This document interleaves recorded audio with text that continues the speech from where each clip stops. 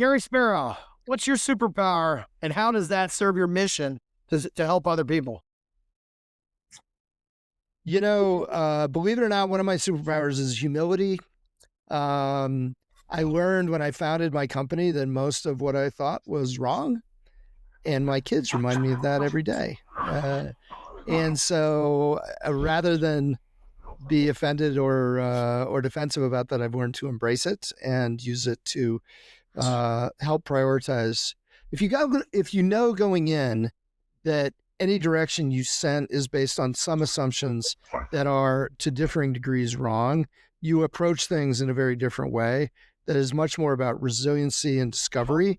And so that's what I, incorporate every day.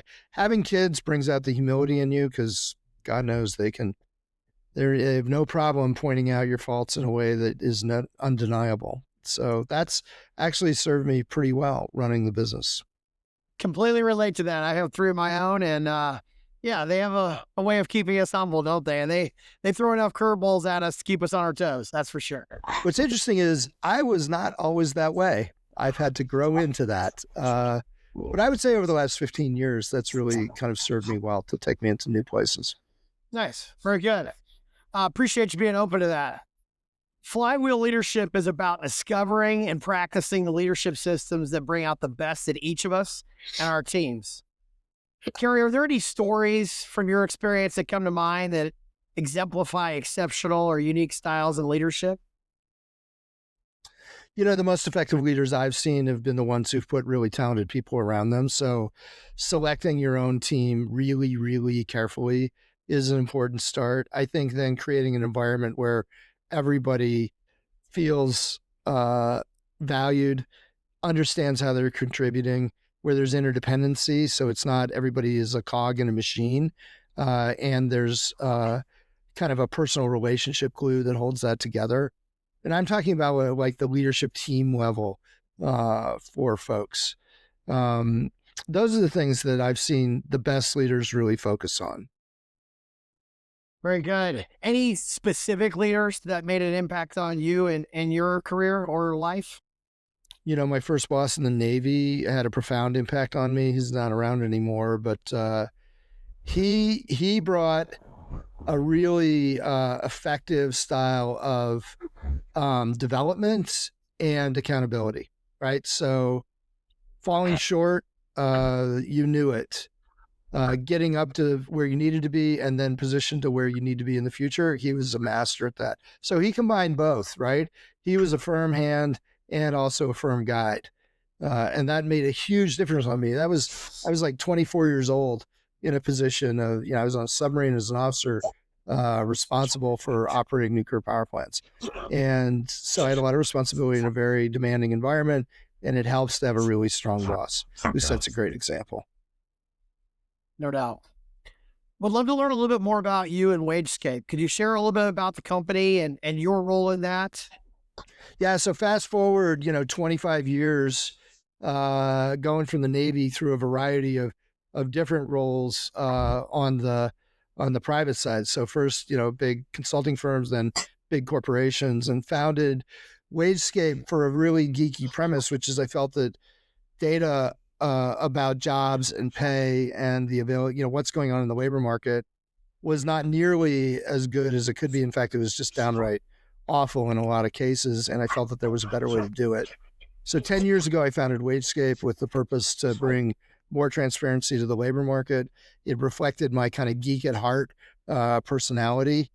And along the way, we've built a way for folks to see what's happening in real time anywhere around the world, with hiring, with pay, with skills, cut through any dimension that you want, by any industry, any level, any geography, any skill set.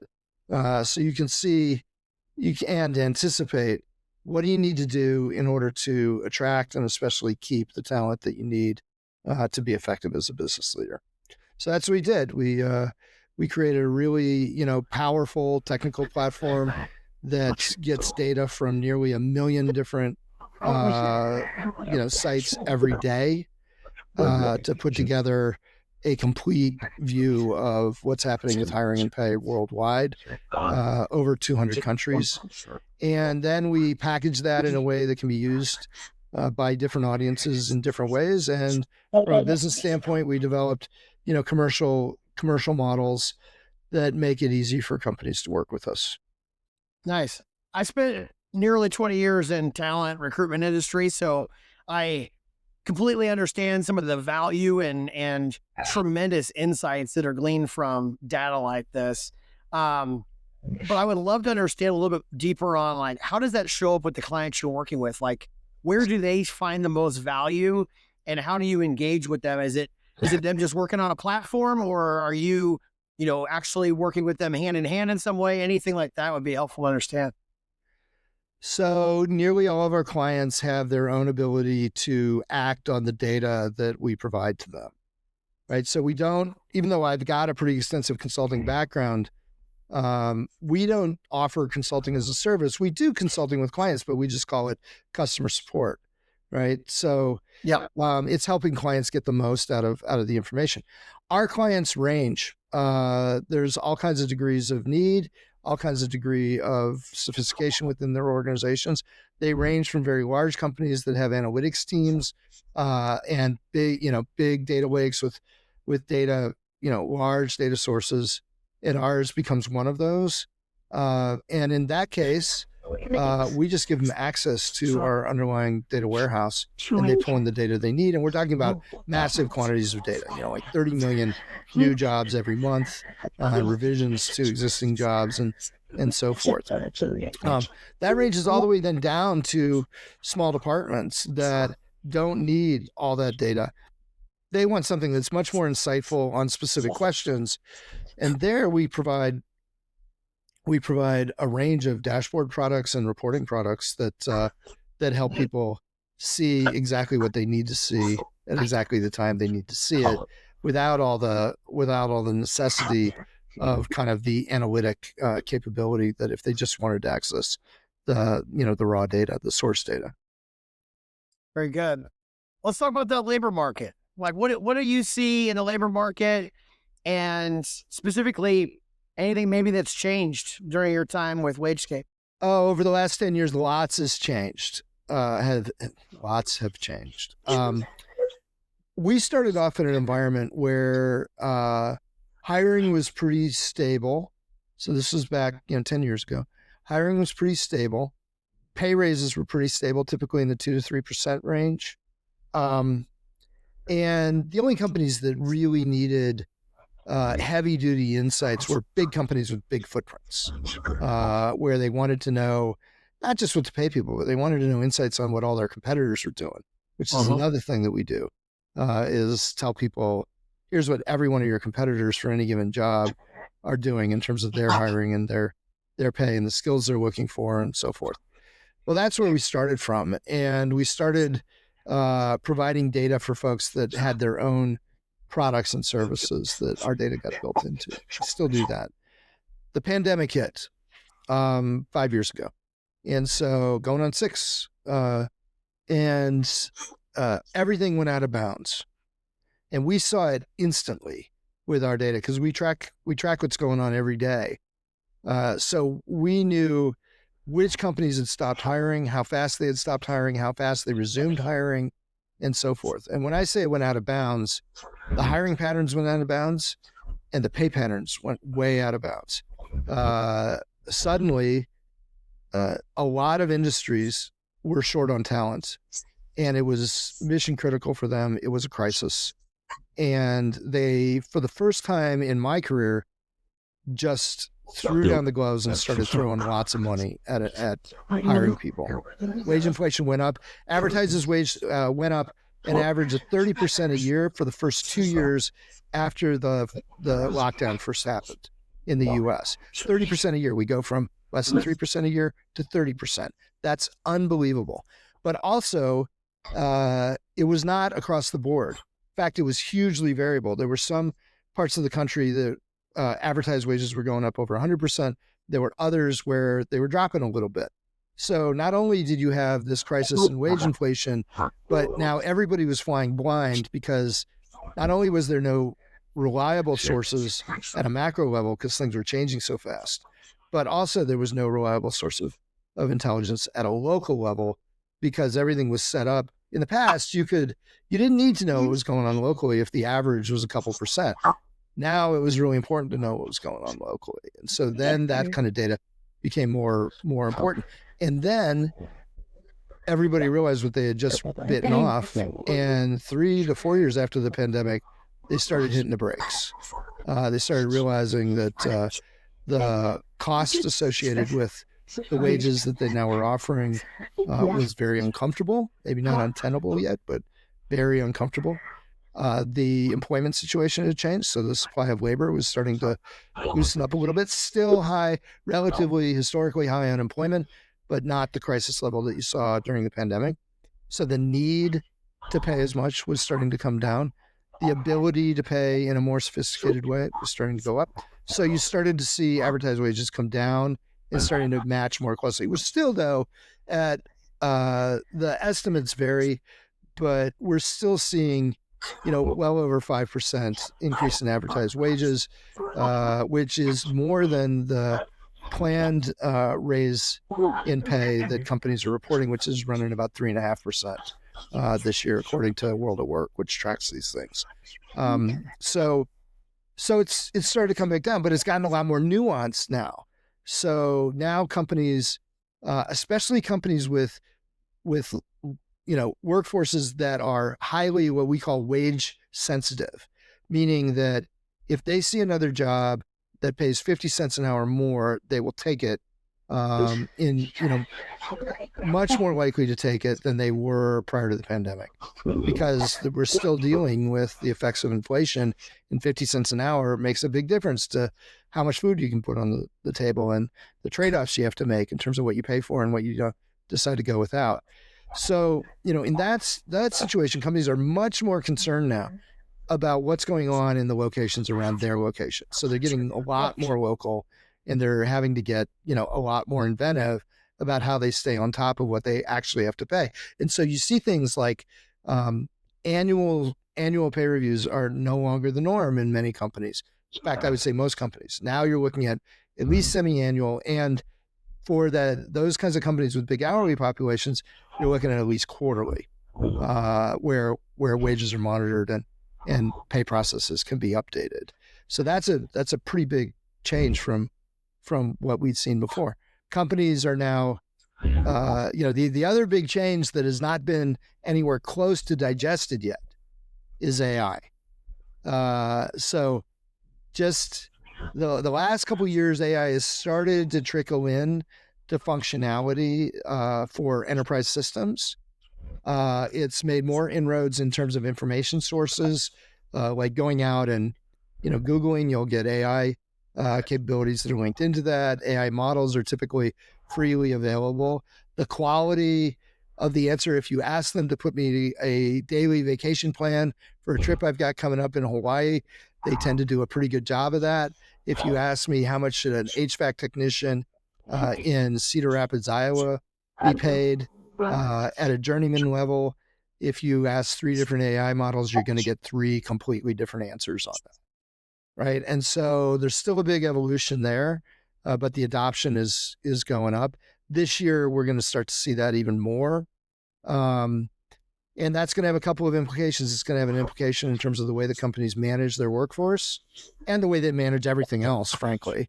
And also the way that they're set up. And so already companies we saw this from the recruiters, where you mentioned your experience with recruiting. We have a number of clients that are recruiters. We're involved in recruiting associations and large recruiting groups.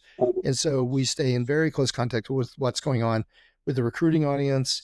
And they started reporting probably, a number of quarters ago that things were slowing down. And when you ask them, what's underneath it, there was a hesitancy. People were not firing so much. And so even though some high profile layoffs were making it in the news, in general, you weren't hearing a ton about firing, but they were seriously slowing down their hiring. So not as much firing, but not as much hiring either. And so you're starting to get this kind of stagnation, which, by the way, is making it hard for people who are between jobs or people who are just coming out of school to find jobs, right?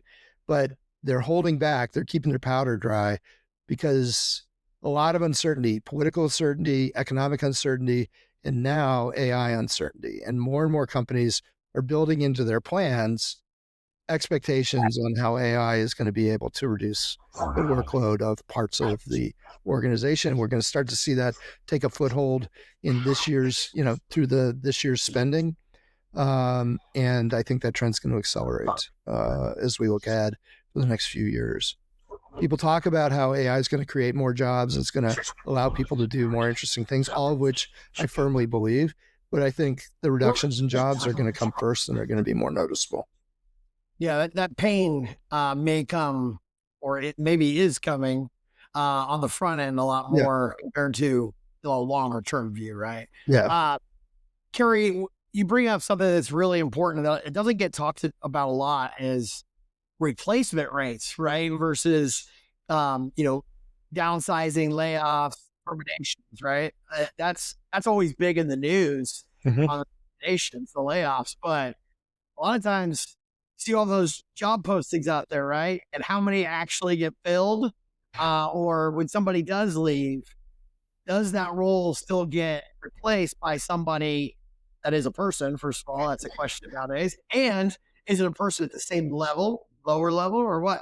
Yeah, it's interesting. I mean, it varies depending on kind of the roles and the industries that you're in. But in general, here's what we're seeing. First of all, people aren't leaving at the same rate. They know it's a much more uncertain market for jobs, and so they're sticking with jobs. So that's one thing. Companies, especially, we've looked at what's going on at a number of different jobs, and over the last 2.5 years, what's been happening is that in a lot of cases, a greater proportion of companies are advertising lower rates than they did the year before for the same job. So they're doing two things. One is they're going back to lower starting wages.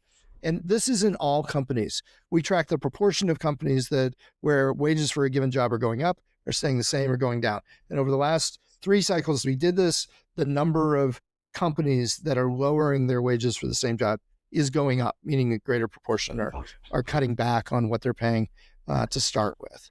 And so we're seeing, that's going on. And we know that even though the number of job ads has continued to go up, to your point, we're tracking, compared to what we were doing 10 years ago, we're tracking over twice the number of job ads in the US per month than we were. But the hiring rates aren't really changing that much, not to the same degree, right? And, unemployment is higher than it was pre-pandemic, but it's still low from a historic standpoint. So, companies, it's kind of this like stagnant situation where companies aren't hiring as much, employees aren't leaving as much. There's a lot of uncertainty that's affecting both sides of that equation. And we're talking, just for the audience, we're talking now in January of 2026, right? So this has been going on for the better half of last year. And I think it's much more kind of poignant right now. For sure. Yeah, that makes a lot of sense. That replacement, are you replacing it with an agent? Are you replacing it with a person? And what does that rate really look like? That's an interesting question.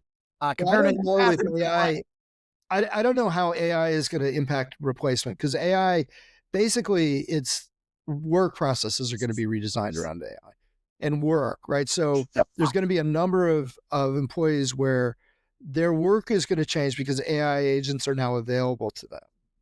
And so in that case, their productivity is going to go up. They'll either be able to do new things or they'll be able to increase their scope of coverage, meaning that if their colleague leaves, it's not going to get replaced. When work processes are changed in a significant way, you're going to start to see layoffs because entire groups of employees are going to be impacted by that. Cary, how are you seeing this shape up with leaders? Like, how is this changing their mindset on how they acquire talent or decisions they make in regards to labor? A lot of folks are still stuck. And a lot of folks are, a lot of times when there's ambiguity, people just kind of freeze. And I think there's a lot of that's going on right now. I think that there are a number of companies that have major initiatives underway looking at how to bring AI in. And the business case is really simple in a lot of cases, which is just straight headcount reduction. In some cases, it's about revenue creation, which is important, obviously, but there's a lot of work going on looking at more efficiency, right? Which is going to translate into headcount. And so there's those kinds of initiatives, but in terms of how individual leaders are adapting kind of their approach to today's labor market, I think AI is its own category of issues that they have to deal with. And I don't think when I talk to leaders about this, about their personal views, I still get a ton of people that don't trust AI. Yeah. And I'm like, it doesn't matter. My response is the worst AI is ever going to be from now on is today. It's only getting better at what it does. So you have to build that into your thinking. It may not meet your needs today, but there's a real chance it's going to meet a lot of them in a lot faster time than you're expecting. So you can't ignore it. You have to build that into your plans. You don't necessarily know how it's going to show up. I'll give you an example that's real personal to me. We started a whole new product development about a year and a half ago when models like ChatGPT were coming on. It was pretty clear that it was a super easy interface, but we needed to layer it onto our data. We have tons of massive data set, right? And so we needed to layer it onto that, and it needed to extract all the data, and there needed to be a coding layer where it figured out how to code the right things, and it needed to have a presentation layer where it created all kinds of great charts and everything that, and filters and so forth. And the technology was not there. We were basically, the base technology was getting upgraded every month. So you can't do a product development, like that with the base technology changing every month. So I canceled the project. I said that the technology is going to catch up to what we want to do. And it has, frankly, as of about 8 months ago.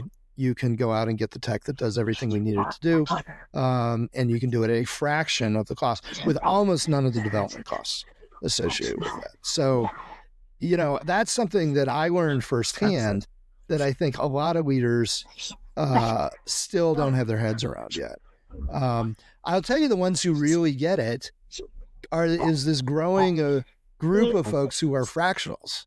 The fractional executives really get this because now they can do the work of an entire department using AI, and they're highly motivated to figure out how to do that.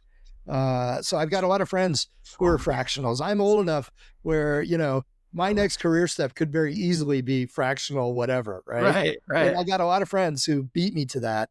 And we talk all the time about the kinds of things AI can do for them. And if you're a fractional chief marketing officer, you can have the capability of an entire marketing department and PR firm at your beck and call with minimal time investment on your part through AI agents. Same thing with sales when you talk about revenue ops. Same thing with if you need administrative support, you've got agents that can do all of that. Certain types of operations support, definitely a lot of recruiting support, all can be done now. And so folks that are starting a small organization and looking to grow it are adopting AI capabilities really fast based on my own experience. I would agree with that. I've seen that quite a bit. I haven't thought of it in that way, but I've had a fair amount of experience with fractionals as well. And, of course, small business owners, things like that. And the adoption is some out of necessity in some cases, but also out of just that willingness to just shift gears, iterate, change course, add in different types of capabilities because they've got to in order to, whether that's survive or thrive, right? So, Right. definitely. Yeah, no doubt. When you see what's going on in the labor market, AI, and the near future of your organization, like how do you see the relationship with clients changing? Do you see that continuing forward as is, or do you think that's going to shift quite a bit in the next couple of years in how you engage with your clients? Even as recently as I would say 6 months ago, we had a segment clients, and especially potential clients, that did not at all trust data that had been through any kind of AI engine. Now I would say that there's a growing segment of clients that expect that to have happened. And they expect us to have the capabilities to curate that effectively. So we're seeing a greater willingness to adopt insights coming from AI, as long as there's a clear understanding of how those are developed, where the source data is coming from for it. And that's really one of our big opportunities, frankly, is because we are the source data for that. That's our business. And so if you want reliable data on what's happening with pay and hiring, you can go scan the web yourself, and you're going to get lots of different views of the world. If you want it all in one place that's been heavily curated, you come to us, right? And so we've seen that our whole business pipeline has been shifting over the last 9 months to go much more towards feeding AI capabilities. And that's pretty exciting for us. Yeah, that certainly makes sense. I know when people are saying, well, what's the market value for this role? It's like, well, what's your source, right? Right. So, That's exactly it. That's why I say go out and ask 3 different models that same question. You're going to get 3 wildly different answers. yeah, you can almost find the answer you want if you go about it just finding random sources. Right. Versus And if like you're responsible for making those decisions, then that's really dangerous, right? Yeah. Really dangerous. So yeah, for sure. What's something that I haven't asked you that you'd like to talk more about? Anything that comes to mind that maybe we haven't touched on from this conversation? Well, we've touched on it a lot, frankly. We've touched a lot on the labor market and a lot on how WageScape kind of fits in that. And that's where we are right now. We've got good tailwinds from a business standpoint, that folks are recognizing traditional sources of information aren't cutting it by themselves. And we fill an important need from that standpoint. So, and the adoption's going up, and AI has thrown another wrench in things that societally, organizationally, and from my business standpoint, all represent, not just ambiguity, but opportunity. Very good. Cary, what's the best way for the audience to follow your work, reach out to you, learn a little bit more about what WageScape does? Yeah, the easiest way to get more insight on WageScape is just go to our website. And then we're also online with a whole bunch of videos. So wagescape.com, or, go out to one of the video sites or one of the podcast sites, and you can learn even more about us. If you want to reach me directly, the easiest way is just send me a note on LinkedIn. Very good. Very good.